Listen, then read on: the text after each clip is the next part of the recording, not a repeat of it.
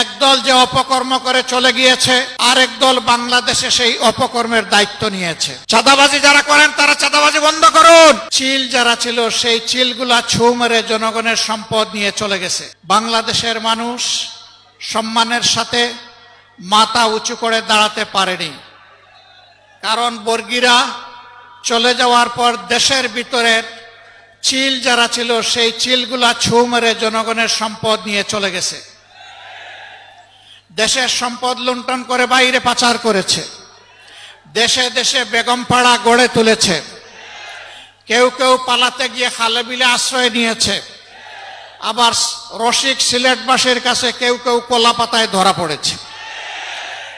এভাবে অপকর্মের দায় নিয়ে ফ্যাসিস্টরা বাংলাদেশ থেকে পালিয়েছে, কিন্তু ফ্যাসিজমের কালো ছায়া বাংলাদেশ থেকে যায়নি।